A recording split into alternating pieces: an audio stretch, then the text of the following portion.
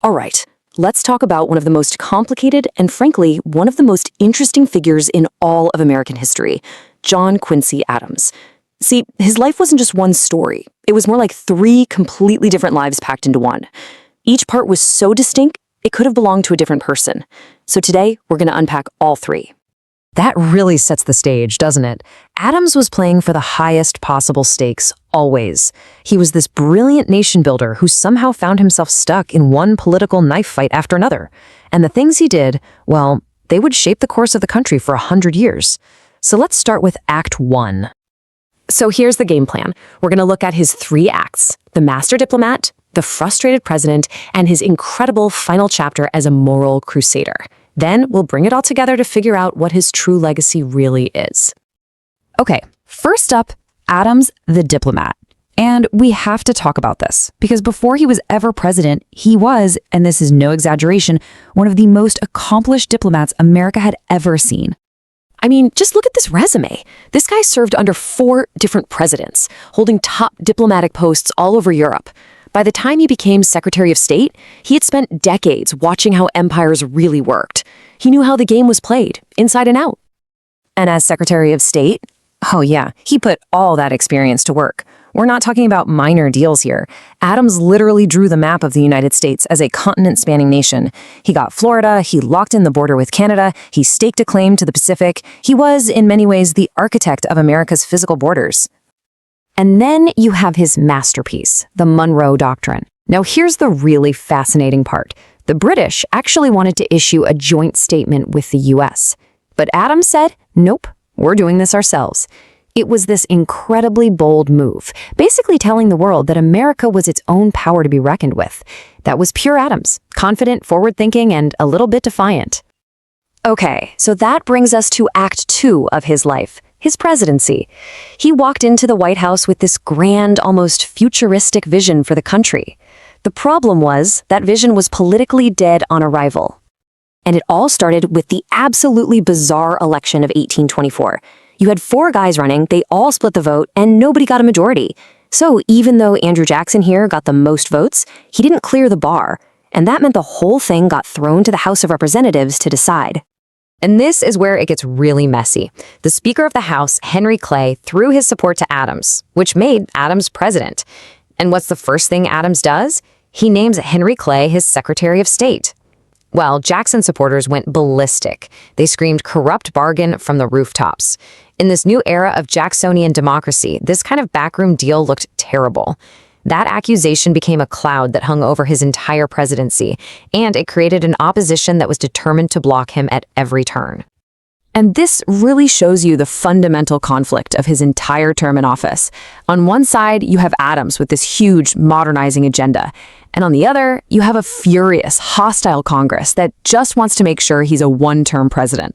It was a 4-year-long political tug-of-war. And his vision was pretty radical for the time. He wanted the federal government to fund highways and canals, a national university, even scientific expeditions. He even proposed a national observatory, which he beautifully called Lighthouses of the Skies. But for his opponents, this all sounded like a massive, dangerous government overreach. But here's a fact that gets totally lost in the shuffle of his political failures. The man was a fantastic fiscal manager. Even with all the political fighting, he managed to slash the national debt by over 30% in just 4 years. It just goes to show you he wasn't just a big idea visionary. He was also a really disciplined and pragmatic leader.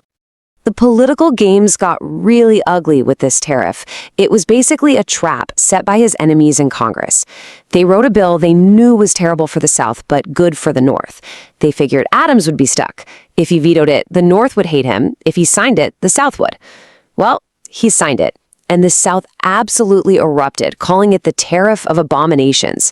It just poured fuel on the fire of an already divided nation. So after getting totally crushed by Andrew Jackson in the 1828 election, you'd think he'd just retire, right? I mean, that's what everyone did. But John Quincy Adams wasn't everyone. And this is where his third, and you could argue his most important act begins. This was just unheard of. An ex-president going back to Washington to serve as a simple congressman? It had never been done. But Adams felt like he still had a job to do. And it turns out he was about to find the cause of his life right there on the floor of the House. And that cause was fighting this, the gag rule.